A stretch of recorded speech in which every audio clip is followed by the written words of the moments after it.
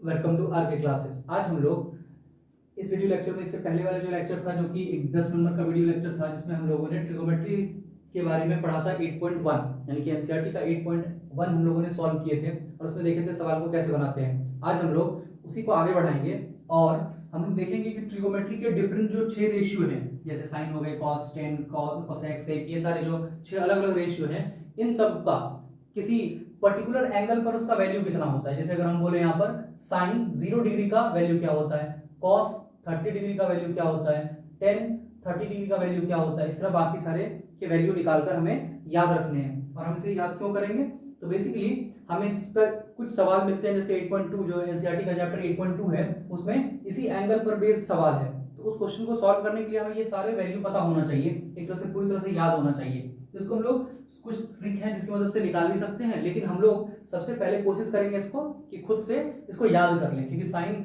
0 degree जैसे ही बोले मेरे दिमाग में वो नंबर याद आना चाहिए कि इसका रेशियो क्या होता है, साइन 0 डिग्री का रेशियो क्या होता है, साइन 30 डिग्री का रेशियो क्या होता है। वो याद रखने से होगा क्या कि हम लोग क्वेश्चन को बड़ी आसानी से सॉल्व कर पाएंगे। और अगर हमें याद नहीं है और हम निकालने वाला तरीका को यूज करें कि हम इसको निकाल लेंगे, एक को जानते सब कर लेंगे, तो उससे टाइम लगेगा और हो सकता है गलती होने का चांस रहे। इसीलिए हम लोग कोशिश करेंगे इसको पूरा याद कर लेने का, जिससे कि हम लोग को फायदा होगा।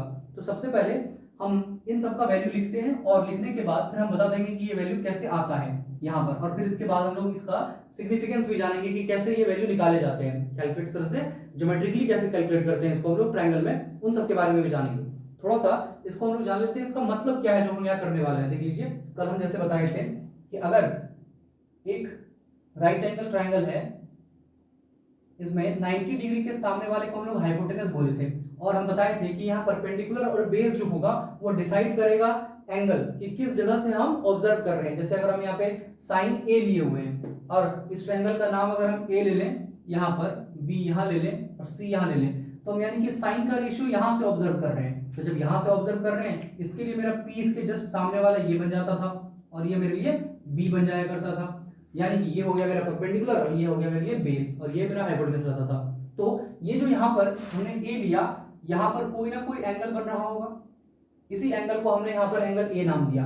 अब साइन का, अगर हम साइन और एंगल ए के जगह पर अगर हम थीटा रख दें, तो इस थीटा का अगर जो वैल्यू होगा, जैसे मान लेते हैं साइन, इस थीटा का वैल्यू मान लेते हैं थोड़ी देर के लिए 30 डिग्री है, तो हम 30 पुट कर दिए। तो साइन 30 जो है इसको हम लिख सकते हैं p/h, ये मान लेते हैं यहाँ पर अभी 30 डिग्री है, तो p/h, और इस p/h का अगर हम रेशियो निकालें, p का अगर वैल्यू हमको मालूम होता है यहाँ पर और h का वैल्यू मालूम होता, पुट करते तो रेशियो जो निकलता, जो वैल्यू आता, वही साइन 30 का वैल्यू हो जाता। यानी एक तरह से हमें यहाँ रेशियो निकालना है एंगल की मदद से। अगर हमें एंगल दिया रहेगा, हमें उसका रेशियो याद रखना पड़ेगा कि क्या होगा उसका रेशियो। चलिए हम लोग स्टार्ट करते हैं इसको, थोड़ा सा इसको मिटा देने के बाद।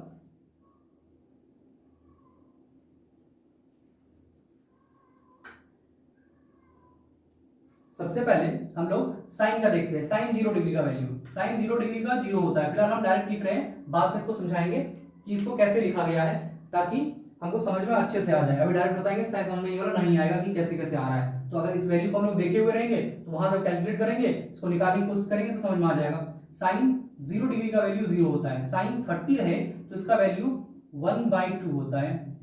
साइन 45 रहे तो इसका वैल्यू 1/√2 होता है। 60 रहे तो √3/2 होता है, और साइन 90 रहेगा तो इसका वैल्यू 1 हो जाता है। ये हो गया मेरा साइन ए का पूरा यहां से यहां तक वैल्यू, यानी कि साइन ए का कह सकते हैं, तो साइन 0 डिग्री का, साइन 30, साइन 45, साइन 60, साइन 90 का टोटल वैल्यू, यानी कि साइन 0 का रेशियो क्या होता है, 0 होता है। साइन 30 का रेशियो कितना होता है, 1/2 होता है। साइन 45 का रेशियो कितना होता है, तो 1/√2 होता है। इसी तरह बाकी सारे। और अब सेम काम इसके साथ करेंगे तो इसमें क्या होगा, इसको भी लिख देते हैं, जस्ट का उल्टा होता है। यहाँ पर हो जाएगा 1, साइन cos 0 1 हो जाते हैं, ये हो जाएगा √3/2, ये 1/√2, ये कैसे आ रहा है थोड़ी देर में भी देख लेंगे, और ये हो गया 1/2 और ये फाइनली 0। तो ये हो गया cos का वैल्यू। उसके बाद है tan का। tan में साइन tan 0 क्या होता है, तो tan 0 0 ही होता है। tan 30 कितना होता है, तो 1/√3 होता है। tan 45 कितना होता है, 1 होता है। tan 60 सिर्फ √3, और tan 90 कितना होता है, यहाँ एक इंपॉर्टेंट चीज है, tan 90 कितना होता है, तो इसको हम लोग बोलते हैं नॉट डिफाइंड, ये इसका वैल्यू डिफाइंड नहीं है। नॉट डिफाइंड, इसका वैल्यू डिफाइंड नहीं है। क्यों नहीं है जानेंगे थोड़ी देर बाद। अब यहाँ पे कोसेक, तो कोसेक वाले केस में क्या होगा कि हम बताए थे, जो इससे पिछले वाले वीडियो में था वहां बताए थे कि कोसेक और साइन एक दूसरे का उल्टा होता है। अगर हम लोग साइन ए बराबर लिख रहे हैं पी बाई एच, तो जस्ट इसका उल्टा कोसेक का होता है।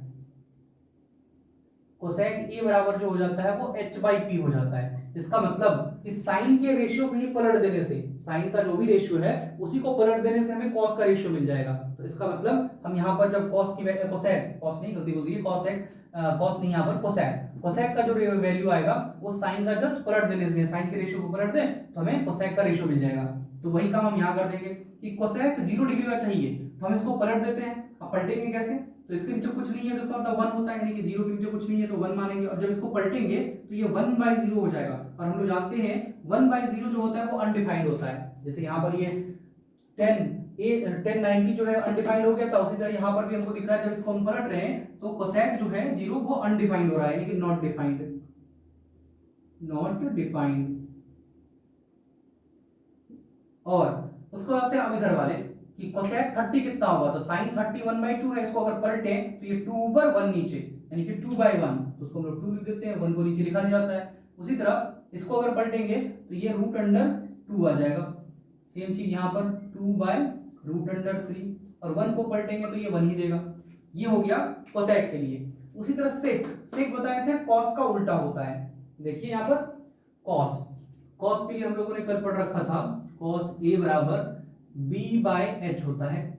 तो अगर हमको इसका जस्ट उल्टा वाला इनवर्स चाहिए इसका, तो h/b कर देंगे इसका, यानी जस्ट इसको पलट देने से हमें सेक मिल जा रहा है। तो यहाँ पे वही काम करना है, सेक, कोसेक यहाँ पर है, कॉस यहाँ पर है और सेक यहाँ पर है, तो इसका जब उल्टा करेंगे 1 का उल्टा 1 ही होता है, तो यहाँ तो कोई दिक्कत नहीं है। इसका उल्टा करेंगे तो ये 2√3, फिर वापस का उल्टा करेंगे तो ये √2, इसका उल्टा करेंगे तो ये 2, और फिर यहाँ पर 0 आ गया, जैसे इस वाले केस में आया था। यहाँ पर जो अनडिफाइंड हो गए थे सेम केस यहाँ आ रहा है। 0 को जब पलटेंगे तो फिर से 0 को पलटने वक्त 1 जाएगा ऊपर, 0 आ जाएगा नीचे, यानी कि फिर से ये नॉट डिफाइंड हो जाएगा। तो यहाँ पर नॉट डिफाइंड,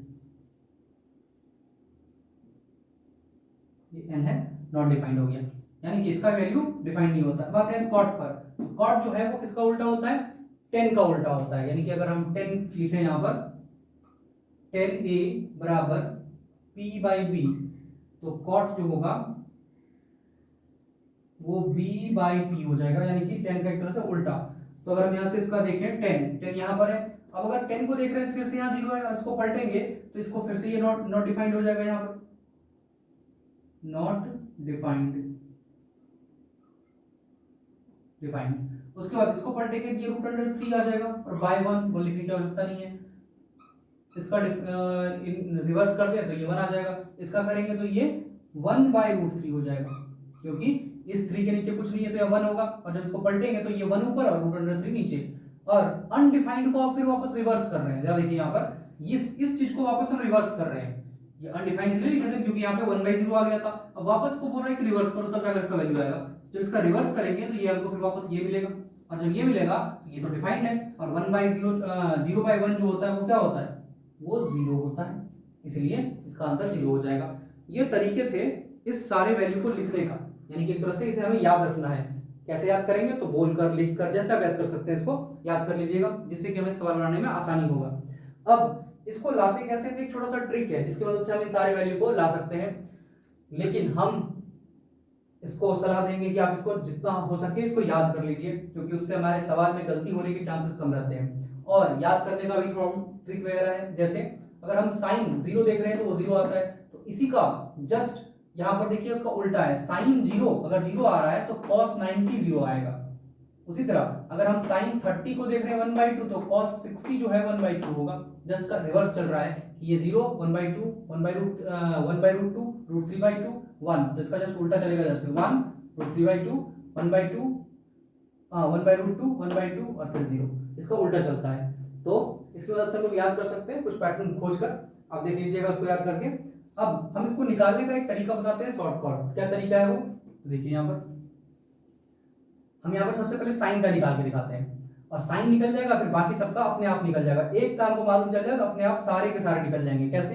सबसे पहले क्या करना है, 0 लेना है, फिर 1 काउंटिंग लिखते चले जाना है, 0 1 2 3 और 4, यहां तक का क्या करना है हमको, काउंटिंग लिख देना है। काउंटिंग लिखने के बाद पूरे नंबर को, जितने भी ये 5 नंबर दिख रहे हैं, पांचों नंबर को हमें 4 से डिवाइड करते चलना है। इसको 4 से डिवाइड कर दिए, इसको भी 4 से, सेम काम इसके साथ यहाँ पर भी और यहाँ पर भी। ये काम करने के बाद हम इसका ले लेंगे सबका रूट, तो यहां से ले लिए रूट, पूरे पे रूट लगा देना है, ये कर करके। ये अलग अलग एंगल के लिए वैल्यू है, ये 0 डिग्री के लिए आएगा, ये 30 डिग्री के लिए आएगा, ये 45 के लिए आएगा, ये 60 के लिए आएगा और ये 90 के लिए आएगा। और किसके लिए? तो साइन, अभी हम लोग साइन के लिए निकाल रहे हैं, साइन ए के लिए, बाकी के लिए बाद में देखेंगे।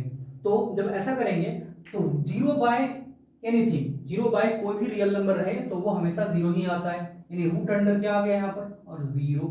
फिर इस वाले केस में देखेंगे तो यहां से इसको अगर हम रूट से बाहर निकालें तो ये 1 निकलेगा, और इसको रूट से बाहर निकालें तो 2 निकलेगा, यानी 1/2 आ गया। यहां से इसको कटा लेते हैं, 1/2। अब इसका अगर हम निकालेंगे, ऊपर वाला हिस्सा तो रूट से बाहर निकल जाएगा, लेकिन नीचे वाला ये √2 उसी के अंदर रह जाएगा। अब नेक्स्ट आते हैं, ये 3 तो बाहर निकल नहीं सकता है, तो ये √3 ही रह जाएगा, लेकिन ये 4 बाहर निकल सकता है, जो कि 2 बनकर निकलेगा। और यहाँ से 4 1 जा 1 1 आ गया, और 1 1 को बाहर निकालेंगे तो कितना आ जाएगा, 1 आ जाएगा। इसको फाइनली लिखे तो यहाँ पर 0, क्योंकि ये √0 = 0 हो जाता है। यहाँ पर 1/2, यहाँ पर 1/√2, और यहाँ पर √3/2, और फाइनली 1। तो ये हो गया मेरा साइन का सारा वैल्यू। साइन के लिए जो 5 एंगल है उन पांचों का वैल्यू, जब देख लीजिए यहाँ पर मिलाकर साइन 0 डिग्री का वैल्यू यहाँ 0 है, तो यहाँ भी साइन 0 के लिए 0 आ रहा है। साइन 30 के लिए 1/2 आ रहा है, यहाँ पर भी 30 के लिए साइन का 1/2 ही आ रहा है। यहाँ पर साइन 45 के लिए 1/√2 आ रहा है, यहाँ पर भी सेम लॉजिक, 60 के लिए इतना और 90 के लिए 1। तो सेम चीज यहाँ पर भी वैसे ही दिख रहा है हमको, √3/2 और 1। तो ये तरीके थे हम लोग को साइन का निकालने का। बस करना कुछ नहीं है, सब में 1 2 3 4 खाली काउंटिंग लिखना है, 0 से लेकर के 4 तक, और उसको 4 से डिवाइड करके सबका रूट ले लेना है, फिर सॉल्व करते चले जाना है, आंसर आ जाएगा, इन सारी का वैल्यू आ जाएगा। तो ये था साइन निकालने का तरीका। और अगर साइन निकल गया, इसी को बस घुमा कर लिख दें, यानी कि जो फर्स्ट लास्ट में है उसको फर्स्ट कर देते हैं, तो मेरा कॉस का वैल्यू निकल जाता है, इसका वैल्यू निकल जाएगा, ये पूरा का पूरा कॉस का वैल्यू निकल जाएगा। तो इससे हम पूरे कॉस का वैल्यू निकाल सकते हैं। अब अगर साइन और कॉस का निकल गया, फिर टेन का भी निकल सकता है। कैसे निकलेगा टेन का वैल्यू? तो टेन का वैल्यू निकालना थोड़ा सा क्या कह सकते हैं, ट्रिकी है, इसमें थोड़ा सा हमको आगे इस तरफ बताना पड़ेगा, तब जाके इसको निकाल पाइएगा। हम बता देते हैं इसको यहीं पर। अगर हम साइन ए ही लेते हैं यहाँ पर ए, और इसको डिवाइड कर दे कॉस ए, तो हमें क्या मिलेगा? जब देखते हैं, हम लोग साइन बराबर पढ़े हैं P/H, और कॉस बराबर पढ़े हैं क्या हम लोग? B/H। यही चीज है यहाँ पर। अब एक तरह से ये हो गया A/B, फिर बाय C/D, तो ये D जो है वो A से जाके मल्टीप्लाई हो जाता है, और ये C जो है वो B के साथ मल्टीप्लाई हो जाता है। इस तरह का हम लोगों ने फ्रैक्शन में शायद पढ़ा होगा। तो यहाँ पर भी वैसे ही हो जाएगा कि ये P/H, ये H जो है इसके साथ P के साथ मल्टीप्लाई हो गया, और ये H और ये B आपस में मल्टीप्लाई हो जाएगा, तो यहाँ से H कट जाएगा, तो ये लौट कर आया P/B। और P/B किसके लिए होता है? tan थीटा के लिए होता है। तो इसका मतलब साइन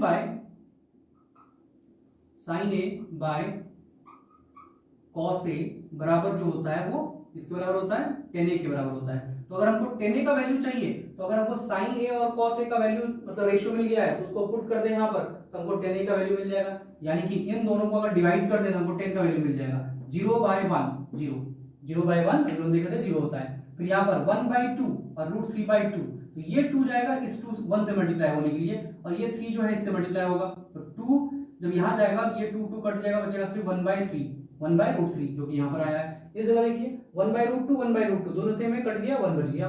यहाँ पर √3/2 1/2, ये 2 3 के साथ मल्टीप्लाई में हो जाएगा, ये 2 कट जाएगा, फिर √3 बच जाएगा। फिर यहाँ पर जब रेशियो लेंगे तो 1/0, अब 1/0 हमें बताया था अनडिफाइंड हो जाता है, इसलिए 10 का वैल्यू निकल गया। और अगर 10 का निकल गया, फिर इन सब का निकालना, इन तीनों का निकालना तो और आसान है, क्योंकि जस्ट इसी का रिवर्स है ये। इसको पलट देने पर अभी तो बताया था इन सब का वैल्यू निकल जाता है। तो यहाँ पे देख लीजिए कोसेक का भी इसको पलटे थे हम लोग इसको, तो ये अनडिफाइंड हो गया था। इसको पलटेंगे तो 2/1, तो 2 हो गया है। यहाँ पर पलटेंगे तो √2, यहाँ पर पलटेंगे तो 2/√3 और 1। ये हो गया हम लोग का निकालने का तरीका। तो ये थे इसको निकालने के शॉर्टकट तरीके, और ये हम लोग का ऐसे करके याद कर लेना है पूरा का पूरा। ये हो गए हम लोग का स्पेशल ट्रिगोमेट्रिक रेशियो का वैल्यू। लेकिन हमें इसका ज्योमेट्रिकल मतलब भी समझना है कि इसका हम लोग एक तरह से, अगर हम ट्रायंगल में ये समझें कि साइन 0 होता है, इसका अगर हम एक ट्रायंगल बनाकर इसको समझें तो कैसे समझेंगे, यानी कि तो इसका ज्योमेट्रिकल मीनिंग क्या होता है, तो जरा उसको देख लेते हैं। हम इसको बता देते हैं, आप पूरा इसको नोट कर लीजिए। अब इसके ज्योमेट्रिकल मीनिंग को समझते हैं, यानी कि इसको हम लोग ग्राफ की मदद से ट्रायंगल बनाकर देखते हैं कि अगर साइन 30 डिग्री होता है तो क्या जो रेशियो यहाँ पर बता रखा है वही आता है कि कुछ और आ जाता है। जैसे हम लोगों ने देखा कि अगर साइन एक ट्रायंगल है, उस ट्रायंगल में अगर कोई एंगल 30 डिग्री है तो साइन 30 का जो रेशियो आ रहा था वो 1/2 आ रहा था। तो क्या हर ट्रायंगल में ऐसा संभव है? देख लेते हैं कर। सबसे पहले हम लोग देखेंगे वो 0 डिग्री को देखते हैं, या फिर 0 छोड़िए, पहले हम लोग किसको देख लें, 45 को चलो देख लेते हैं, क्योंकि वो आसान होगा हम लोगों को। थीटा इज इक्वल टू हम लोग क्या ले लेते हैं यहाँ पर 45 ले लेते हैं। अब एक ऐसा ट्रायंगल बनाएंगे जिसमें कि राइट एंगल ट्रायंगल लेना है हम लोग को, मालूम है यहाँ पर राइट एंगल ट्रायंगल, ये हो गया 90 डिग्री, और एक एंगल इसमें से 45 ले लेना है। हमें एक एंगल क्या करना है इसका 45 ले लेना है, क्योंकि हमें थीटा की जगह पर 45 रखना है। अब यहाँ पे ले सकते हैं, नीचे ले सकते हैं, कहीं भी ले सकते हैं। चलिए अगर नीचे मन कर रहा है तो नीचे भी ले सकते हैं, क्योंकि हर सवाल हम लोग ऊपर लेके बना रहे हैं, इसको नीचे ले लेते हैं 45। ये हो गया मेरा ट्रायंगल का एंगल 45। अब अगर ये 45 है और ये 90 है तो इसका मतलब पक्का है ये भी 45 ही रहा होगा, क्योंकि तीनों एंगल का सम जो है 180 होना है, और ये अकेले 90 हो चुका है। इसका मतलब इन दोनों को मिलकर 90 होना पड़ेगा, तो 90 प्लस 90 180 होगा। तो ये 90 प्लस 45, 90 प्लस 45 तो 135। अब बचा कितना, तो फिर से 45, यानी कि इसको कितना होना पड़ेगा, ये भी मेरा 45 ही होगा। अगर ये भी 45 होगा तो इसका मतलब, अगर हम जानते हैं ट्रायंगल का ये रूल, ट्रायंगल ये कहता है कि अगर दो साइड किसी भी ट्रायंगल का बराबर है तो उसका एंगल भी क्या होता है, आपस में इक्वल होता है। यानी दो साइड अगर बराबर होता है तो उसका एंगल भी क्या हो जाता है, इक्वल हो जाता है। आप उल्टा भी सोच सकते हैं कि अगर दो एंगल बराबर है तो उसके सामने वाले साइड भी आपस में कैसा हो जाएगा, इक्वल हो जाएगा। यही कंसेप्ट यहां लग रहा है शायद। अब ध्यान से देखिए क्या, कि अगर हम ये एंगल देखें 45, ये भी 45, इसका मतलब ये इसके सामने वाला ये साइड, इसके सामने वाला ये साइड आपस में क्या हो जाएगा, बराबर हो जाएगा। और इस साइड को अगर हम ए मान लें तो इस साइड क्या हो जाएगा मेरा, ये भी ए हो जाएगा। यानी यहां से लेकर यहां तक ए, और यहां से लेकर यहां तक ये ए, इसका नाम रखते हैं कुछ ए बी सी। और हमें निकालना क्या था, हमें निकालना था साइन 45 को चेक करना था, क्या 1/√2 आता है, क्योंकि हम लोग पढ़े हैं साइन 45 बराबर 1/√2, ये आता है। इसी को हमें वेरीफाई करना है इस ट्रायंगल की मदद से, और एक तरह से हमें यहाँ पे ये भी पता चल जाएगा कि ये इसका वैल्यू आता कैसे है 1/√2। तो ये हो गया 45, ये भी 45, ये ए मान लिए, ये ए मान लिए। अब हमें अगर साइन चाहिए, साइन 45 चाहिए, तो हम लोग साइन के लिए पढ़े हैं, साइन का जो रेशियो होता है साइन 45, अब यहाँ पे एंगल कुछ भी हो सकता है, तो यहाँ 45 ले रखे हैं हम लोग फिलहाल, ये p/h होता है। ये क्या होता है मेरा p/h, इसका रेशियो तो p/h ही होता है, जो यहाँ पे 1/√2 दे रखा है, यानी p के जगह पर 1 है और h के जगह पर √2 है। तो क्या इसमें भी ये चीज वैलिड होता है, वो देख लेते हैं। अब हमको p चाहिए, तो p के लिए कहाँ हम लोग लेंगे, तो यहाँ तो ये भी 45 है, ये भी 45 है, तो दोनों में से कोई भी लेंगे, कोई फर्क पड़ने वाला यहाँ पर नहीं है। अगर हम मान लेते हैं p इस एंगल को ले रहे हैं, तो इस एंगल को लिए, इसका मतलब p ये बनेगा, और p का वैल्यू कितना हो गया यहाँ पर a, यानी p के जगह पर तुमको a मिल गया, लेकिन h हमें नहीं मालूम, क्योंकि हमको नीचे चाहिए यहाँ पर h। अगर इस h के बारे में हम जानकारी निकाल लें तो हमें h भी मिल जाएगा, और हम फिर उसका sin 45 का वैल्यू निकालकर कंपेयर कर पाएंगे। तो पहले वो h निकाल लेते हैं। इन ट्रायंगल ABC, AC का स्क्वायर इक्वल टू AB का स्क्वायर प्लस BC का स्क्वायर। अब AC की जगह पे तो h स्क्वायर है, AB की जगह a स्क्वायर, और BC की जगह पर भी a स्क्वायर। तो h स्क्वायर जो आया वो 2a स्क्वायर आया, और यहाँ से h बराबर √2a स्क्वायर, तो h बराबर √2a, ये निकल कर आ गया h इक्वल टू √2a। अब इस h का जरा हम यहाँ वैल्यू पुट कर लेते हैं अब, यानी कि sine 45 degree is equal to p, p के जगह पर कितना है, तो तो इसको हम लोग थीटा माने थे, इसके सामने वाला ये p बना, p की जगह पर a, और h की जगह पर हम लोगों ने निकाला √2a। अब ये a और ये कैंसिल हो जाएगा, बचेगा क्या, ऊपर में 1 नीचे √2, और sin 45 का वैल्यू 1/√2 ही होता है जो हम लोगों ने लिखा था, वो यहाँ पर हम लोग को सॉल्व करने पर भी मिला। इसका मतलब कि हम लोग ये वेरीफाई कर पा रहे हैं और ये समझ पा रहे हैं कि ये कैसे 1/√2 इसका वैल्यू आया होगा। दूसरा 60 के लिए भी होता है, 30 के लिए भी होता है, 90 के लिए और 0 के लिए भी होता है। तो एक और 30 60 का देख लेते हैं, क्योंकि 30 को 30 60 एक साथ इसलिए देखेंगे क्योंकि दोनों ही एक दूसरे का कॉम्प्लीमेंट्री एंगल है, एक निकालेंगे दूसरा अपने आप निकल जाएगा। अब इस बार थीटा हम लोग 30 60 ले लेते हैं,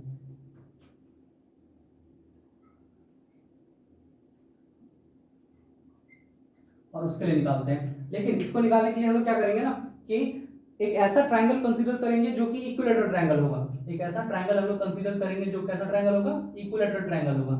इक्विलेटरल ट्रायंगल लेने से फायदा क्या होगा कि हमको एक एंगल इसका 60 डिग्री मिल जाएगा, क्योंकि इक्विलेटरल ट्रायंगल का सारा एंगल कितना डिग्री का होता है, 60 डिग्री का होता है, इसलिए यहाँ पर 60 मिल जाएगा जो हमको चाहिए था इसमें से एक। अब ये अगर हमने इक्विलेटरल ट्रायंगल लिया, इसका मतलब अगर ये ए है तो ये भी ए होगा, और फिर ये भी क्या होगा, मेरा ए ही होगा। इसके बाद यहां से हम लोग क्या करना है कि एक परपेंडिकुलर ऊपर से नीचे यहां ड्रॉ कर देना है, यहां से एक परपेंडिकुलर नीचे की तरफ ड्रॉ कर देना है, ये परपेंडिकुलर होगा। और अगर ये परपेंडिकुलर होगा तो हम लोग जानते हैं पर इक्विलेटरल ट्रायंगल में परपेंडिकुलर बेस को दो बराबर हिस्सों में बांट देता है, यानी कि यहां से लेकर यहां तक का डिस्टेंस और यहां से लेकर यहां तक का डिस्टेंस आपस में क्या हो जाएगा, इक्वल हो जाएगा। यानी कि अगर पूरा a था तो ये हो जाएगा मेरा a/2 और ये भी हो जाएगा a/2, ये हो गया a/2। अब जब ये a/2 हो गया, अब हमको दिख रहा है कि यहां पर ये a हो गया, यानी कि 90 डिग्री के सामने वाला ये h हो गया, थीटा के सामने वाला ये p हो जा रहा है मेरा, और नीचे वाला b हो जा रहा है। तो अब हमको साइन के लिए चाहिए, साइन में बोलता है p/h, साइन के लिए भी क्या होता है हमको p/h। अगर साइन क्या चाहिए हमको 60 डिग्री, तो p/h यानी p का रेशियो रखना पड़ेगा और h का रेशियो रखना पड़ेगा। उस तरह साइन 60 भी हम यहाँ ले सकते हैं, 60 तो ले लिए, 30 भी ले सकते हैं, इसके लिए तो p/h ही होगा, साइन रहेगा यानी p/h ही रहेगा। अब हम अगर h निकाल लें और उसका वैल्यू पुट कर दें तो शायद मेरा सवाल आसान हो जाएगा। देखते हैं कैसे बनेगा। और एक और चीज, अगर ये 90 है और ये 60 है तो दोनों मिलकर कितना बन गया, 150, बचा कितना, 30 डिग्री। 30 डिग्री कौन रहा होगा, ये वाला रहा होगा। क्यों ऐसा रहा होगा, क्योंकि तीनों का सम होना चाहिए 180, तो अगर ये दोनों मिलकर 150 हो गया तो इसका मतलब 30 तो बचा रह गया होगा, इसलिए ये एंगल कितना हो गया, वो 30 रह गया होगा। फिलहाल हम लोग निकालते हैं p को, कैसे निकालेंगे, तो इन ट्राइंगल नाम रख देते हैं कुछ इसका a b c d, तो a b c, या फिर ऐसे लिख देते हैं ताकि मिडिल टर्म मेरा a c b। अब यहां पर AC का, AC नहीं, AB का स्क्वायर जो होगा वो बराबर होगा AC का स्क्वायर प्लस BC का स्क्वायर। अब यहां से AB हमको मालूम है क्या, AB मेरा A है, तो बिल्कुल लिखेंगे यहाँ पर A का स्क्वायर, ये ट्रायंगल का साइड दे रखा है, इक्वल टू AC तो हमें निकालना ही है, नहीं मालूम है हमें, AC का स्क्वायर प्लस BC है a/2 का होल स्क्वायर। अब यहां से a स्क्वायर और इसको जब इधर ले आएंगे तो ये माइनस, और क्योंकि स्क्वायर है तो a²/4 इक्वल टू AC का स्क्वायर। अब इसको एलसीएम लेकर यहां सॉल्व करते हैं, तो 4 में 1 गया तो 3a²/4 इक्वल टू AC का स्क्वायर, ये आ गया। यहां से हम अगर AC निकालें तो AC कितना निकलेगा, AC बराबर रूट अंडर आ जाएगा पूरे पर 3a²/4, तो AC बराबर यहां से a स्क्वायर, क्योंकि a पर स्क्वायर है तो a तो बाहर निकल जाएगा, और ये 4 है तो ये 2 निकल जाएगा, लेकिन ये रूट अंडर 3 नहीं निकल पाएगा, तो रूट अंडर 3 तो अंदर रह गया, डिवाइड बाय 2 बाहर निकल गया, और इनटू में a भी जो ये पीछे था ये भी बाहर निकल गया, यानी कि AC बराबर आया रूट अंडर 3/2a, ये हो गया। यानी हमने इसको एक तरह से h निकाल दिया, ये मेरा h नहीं p, ये मेरा p था। अब जरा इसको निकालते हैं, तो हम लोगों ने देखा कि p का वैल्यू आया है रूट अंडर 3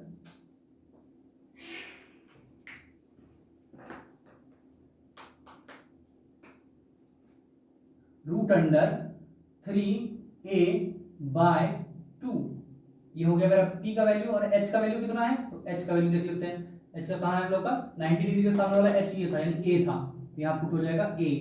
और ये a और ये a कट जाएगा। फाइनली जो आंसर आ जाएगा इसका, ये आ जाएगा √3/2।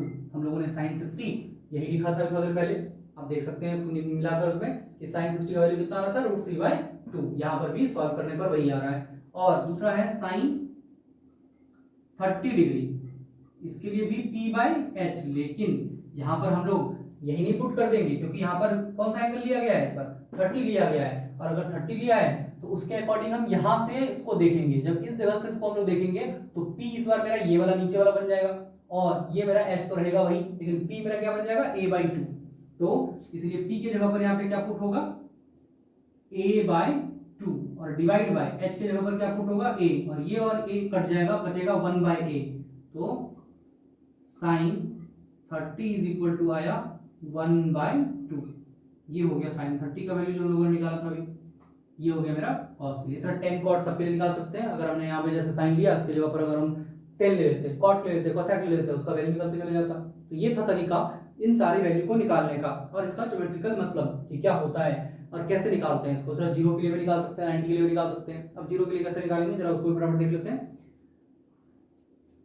आप इसको एक बार नोट कर लीजिए, अगर नोट करना चाहें तो।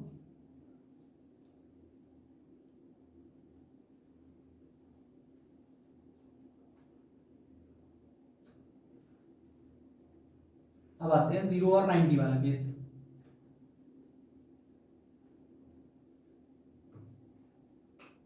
यानी जब थीटा को हम लोग 0 कंसीडर करें या फिर 90 कंसीडर करें।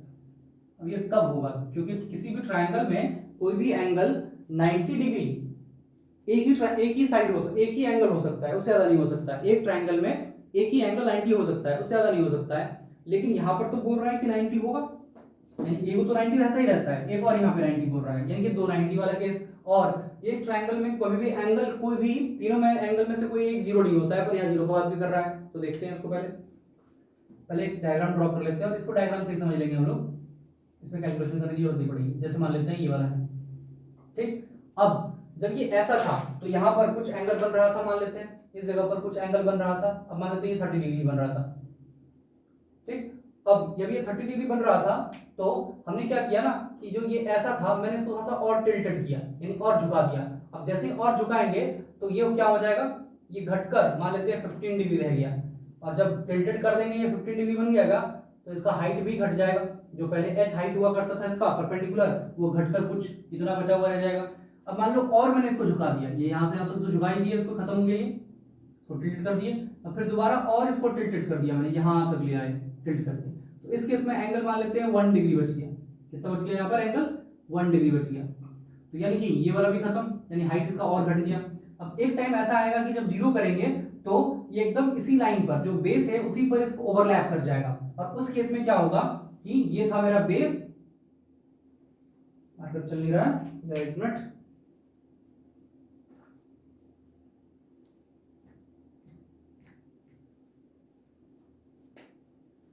ये मेरा बेस लाइन था, और इसी बेस लाइन पर वो लाइन भी आकर ओवरलैप कर जाएगा इस तरह करके। जब एंगल यहाँ पर क्या बन रहा है, 0 डिग्री बन रहा है। और यहाँ पर हाइट क्या हो गया, हाइट इसके हाइट किसको मान रहे थे हम, बेस और इसकी ऊंचाई को, लेकिन यही घटते घटते घटते घटते एकदम इसी पर आ गया। तो यानी ऊंचाई तो कुछ बची ही नहीं, यानी हाइट ही 0 हो गया उसका। उसका हाइट कितना हो गया, 0 हो गया। यानी एक तरह से परपेंडिकुलर, जिसको हम लोग यहाँ पे क्या बोल रहे थे, परपेंडिकुलर 0 हो गया। और अगर p 0 हो जाता है तो अगर हम लोग साइन थीटा को देखें, sine 0 degree is equal to p/h। और h कुछ भी रहे उससे फर्क नहीं पड़ता है, लेकिन h ही तो 0 हो गया, यहाँ पर p ही तो 0 हो गया, और बाय h तो ये क्या आएगा, 0 ही आएगा। ये बात शायद आपको समझ में आ गया होगा। उसी तरह 90 वाला केस को अगर देखें तो 90 वाले में क्या होगा, तो देखते हैं 90 वाले केस में क्या होगा। 90 वाले में होगा क्या कि ये वाला एंगल जैसे हम लोग नीचे ला रहे थे, इसको ऊपर ले जाएंगे, तब ना 90 बनेगा यहाँ पर, क्योंकि हमको इस जगह पर 90 एंगल बनाना है। जैसे 0 डिग्री बना, उसका 30 40 फिर 60, इसे करते करते करते एक टाइम ऐसा आएगा, ये सीधा हो जाएगा, ओरिएंटल वर्टिकल खड़ा हो जाएगा। और जब ऐसा होगा तो उस वक्त क्या होगा कि जो इसका हाइपोटेनस था, वो हाइपोटेनस बराबर हो जाएगा इसके परपेंडिकुलर के। हाइपोटेनस क्या हो जाएगा, ये बराबर हो जाएगा परपेंडिकुलर के। कैसे बराबर हो जाएगा, देखिए ये मेरा ट्रायंगल था, ठीक, यहाँ 90 बना हुआ था।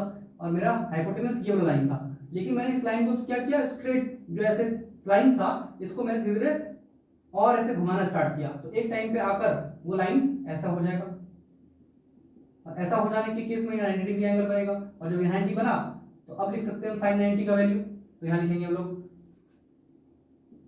sin 90 degree is equal to p by h, और यहाँ पर h जो था वो p के ही बराबर हो जाएगा, तो p बाय p, और ये कट कर क्या बन जाएगा, 1 बन जाएगा, इसलिए sin 90 बना जाता है। तो ये था, ये सारे वैल्यू को कैसे हम लोग फाइंड आउट करते हैं, ये तरीका।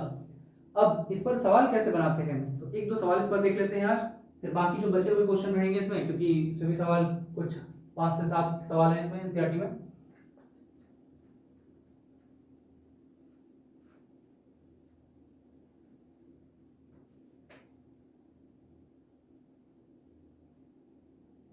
एक्सरसाइज जो है 8.2 को लिख लेते हैं कैसे बनाएंगे, और बहुत आसान है, अगर आपको पूरा वैल्यू याद रहेगा तो आसानी से आप बना पाएंगे, यानी जो मैंने लिखाया है। क्वेश्चन देख लेते हैं इसमें कैसे है। तो सबसे पहले 8.2 में दे रखा है इवेल्युएट द फॉलोइंग, हम इसमें एक दो सवाल बताते हैं, बाकी आप होमवर्क करके रखिएगा। इसका 1 नंबर का 1, इसमें लिखा हुआ है sine 60 degree cos 30 degree plus sine 30 degree और कॉस 60 डिग्री, ये लिखा हुआ है। इसी को बोल रहा है कि इवैल्यूएट करो, इवैल्यूएट करना होता है इसको फाइंड आउट करो, इसका वैल्यू कितना होगा। तो कैसे फाइंड आउट करेंगे, साइन 60 का वैल्यू याद होना चाहिए, जो हम लोगों ने वो टेबल में पूरा लिखा था यहाँ पर, साइन 60 का क्या होना चाहिए, हमको वैल्यू याद होना चाहिए, यानी प्लस उसका रेशियो याद होना चाहिए। साइन 60 के लिए जो हमें रेशियो पता है वो √3/2 था, इनटू इन दोनों के बीच में कुछ नहीं है यहाँ पर, तो इनटू होगा। cos 30 का वैल्यू याद होना चाहिए, तो ये भी √3/2 ही होता है, प्लस sin 30 का वैल्यू 1/2 होता है, इनटू cos 60 का वैल्यू 1/2 होता है। जब इसको सॉल्व करेंगे √3 into √3 3 आ गया, 2 2 = 4, फिर प्लस 1/4, अब एलसीएम लेंगे यहाँ पर तो 4 ही आएगा, 3 + 1 = 4/4, सॉल्व कर लिए तो बना गया, इसका सॉल्यूशन एक तरह से बन गया। तो इसी तरह का सवाल इसमें पूरे भरे पड़े हैं, आप इसको सॉल्व कीजिएगा। आज का वीडियो यहीं तक रखते हैं। अब हम लोग जब अगले वीडियो में मिलेंगे तो उसमें हम लोग 1.2 के अगर कुछ सवाल आपको डाउट रहेंगे तो आप कमेंट करेंगे, तो हम शायद उसको बता देंगे, या फिर एक दो सवाल इसमें और देख लेंगे। फिर हम लोग इसके बाद वाला जो चैप्टर है उस पर बढ़ेंगे, जो कि बहुत इंपॉर्टेंट है। इस पर जो सवाल बनते हैं, यानी कि एक तरह से अभी तक हम लोगों ने ट्रिगोनोमेट्री में जो सीखा बस एक तरह से उसका इंट्रोडक्शन था, जिसमें हम लोग उसके बारे में जाने कि वो जो रेशियो होते हैं वो कैसे होते हैं, उसको लिखते हैं, उसका रेशियो कैसे लिखते हैं ट्रायंगल को देखकर, फिर उसके अलग अलग एंगल पर उसका वैल्यू कितना होता है, ये इंट्रोडक्शन था। अब जो इसके बाद वाला टॉपिक जो हम लोग स्टार्ट करेंगे वो थोड़ा सा टफ तो नहीं बोलेंगे, लेकिन थोड़ा सा इंपॉर्टेंट है एग्जाम के पॉइंट ऑफ व्यू से। ये 1-2 नंबर के लिए पूछ लेता है कहीं कहीं और नहीं भी पूछता है, लेकिन इसके बाद वाले जो 2 एक्सरसाइज है वो थोड़ा इंपॉर्टेंट है, वो 5 से 7 नंबर अलग अलग बोर्ड में और सीबीएसई में भी पूछता है। चलिए आज यहीं तक रखते हैं, धन्यवाद, जय हिंद।